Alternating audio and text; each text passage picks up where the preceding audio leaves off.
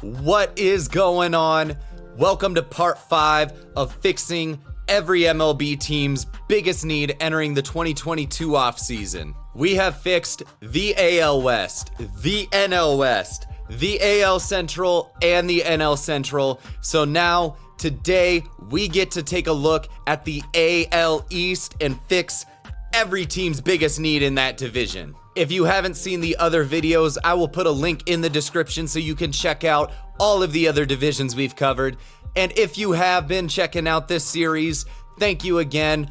Drop a like on this video so that it helps spread it out to other baseball fans, and make sure that you're subscribed to the page because we still got one more division to go after this, and we've got a ton of different baseball content to go through. So we're gonna fix every AL East team's biggest need entering this 2022 offseason with one move, and we're gonna start today in Baltimore with the Orioles. The Orioles were this year's surprise team of the MLB season. If you want to check out a video on that, I will also put a link in the description. I'm doing all the shameless plugs today, baby. Let's go. After coming out of seemingly nowhere to finish above 500, Baltimore has free agents, starting pitcher Jordan Lyles, who has a team option, first baseman Jesus Aguilar, catcher Robinson Chirinos, and second baseman Rognan Odor. Now, the youth movement is in full swing in Baltimore. The problem is that most of those guys have been on the offensive side, and there's still some holes in this pitching staff, mainly the rotation. So where we're gonna start is finding a high strikeout starting pitcher to anchor the top of this rotation. Baltimore's starting pitchers ranked 22nd in wins above average, and their expected FIP was 20th in the majors due to their strikeout percentage being ranked 23rd.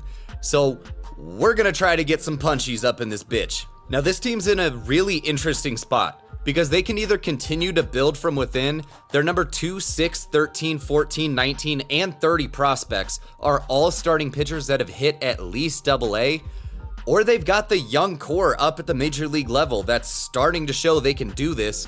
Now's the time. Bring in a big free agent. You can spend the money now while these guys are cheap, and it gets a veteran in the clubhouse that can teach these guys this is how you win and this is how you be a productive major leaguer.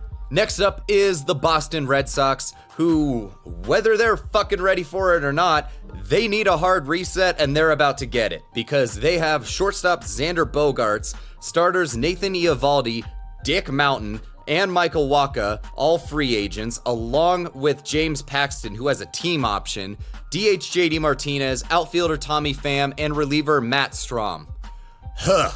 Now, this team just, frankly, has not acted like the Boston Red Sox in the last handful of years. They've been trying to cut costs, they've been trading guys away that have bigger contracts.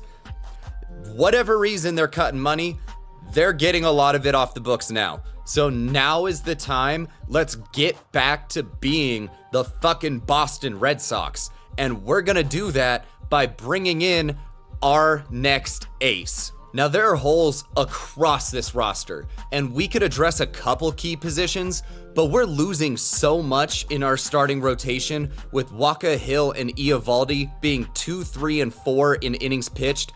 Hill and Garrett Whitlock were the only pitchers on this staff to throw 70 plus innings with a fielding independent pitching under 4, and the guy that we've been paying to be the ace of this rotation, Chris Sale, has pitched 48 1/3 innings over the last 2 years, and he didn't pitch in 2020 at all. Boston's number 6, 7, 11, 15, and 22 prospects are all starting pitchers that have hit at least AA. But all this money is off the books now, and you're the fucking Boston Red Sox. Go get one of the top guys in free agency. Start acting like Boston used to be when they were winning fucking World Series. Rant over. Next up is the other side of baseball's longest, most heated rivalry, the New York Yankees. With free agents, Andrew Benintendi, Zach Britton, Matt Carpenter, Miguel Castro, Aroldis Chapman, Marwin Gonzalez, Chad Green, Anthony Rizzo, Jamison Tyone, oh yeah, and Aaron fucking Judge. Just the same as Boston, this is a roster that's gonna have a lot of turnover. But we need to minimize that just plain and simple, this team needs to bring back Aaron Judge. That's all it is. I'm not talking a position. I'm not talking any kind of specific player profile. Go fucking get Aaron Judge back. Simple as that.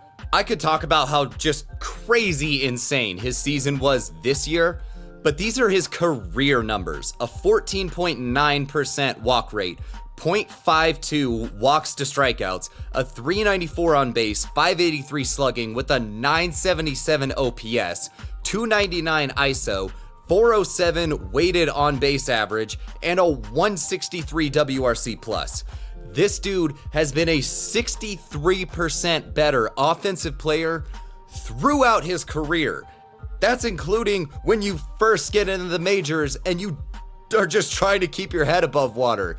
This guy's been fucking insane, and he's been the face of your franchise.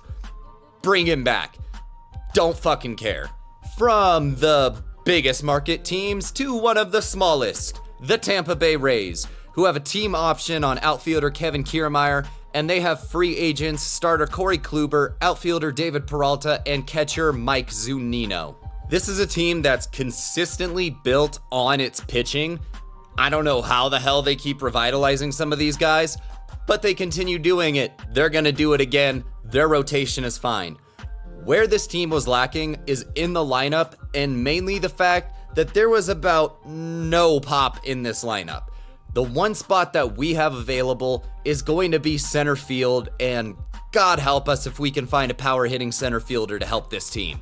The Rays lacked some production out of the shortstop spot. That was another spot that we could look at going, but that was because Wander Franco was hurt for a good amount of this season. Him being back healthy will fix that. Fix both of these, really. Kiermaier and Peralta are both free agents, and to go along with this, the Rays were 25th in slugging. Their ISO was 22nd. They hit a lot of ground balls, not a lot of fly balls. Home runs per fly ball was 25th. Let's get a dude that can put some muscle behind the bat and hit the ball in the air. Bring him in, get Franco back.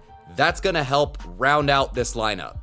Now, the problem for the Rays with this is that only their number 20 prospect is an outfielder that's hit AA or higher, and the Rays don't go out and sign big free agents, so I don't know how the fuck they're gonna do this, but they'll end up doing it, and I'm gonna look like a jackass, so thanks a lot, Tampa Bay. And to wrap up the AL East, we head all the way up north to Toronto, who has reliever Anthony Bass on a team option, and free agents outfielder Jackie Bradley Jr., reliever David Phelps, and starter Ross Stripling.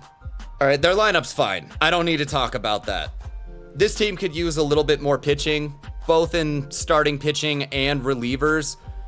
We're gonna go with the rotation. That's just more valuable. And what we're gonna try to find is a ground ball starting pitcher, because the way that these other guys throw, that's kind of how we can help round out this pitching staff. Ross Stripling is a free agent, and if I have to find a hole on this team, it's with their starting pitching, where their wins above average was 17th. That's not super high, but it's the highest on the team, and how we can help bring this value up a little bit. Their ground ball percentage was 25th, and their fly ball percentage was 20th. So everything else still being relatively fine, I think this team could maybe be in line for a little bit of regression, because if some of those fly balls weren't landing or weren't quite going out, if that stays the same, they probably will next year. So we need somebody that's going to keep the ball on the ground, out of the air, in the ballpark. Toronto's number 1, 6, 24, and 30 prospects are all starters that have hit at least AA.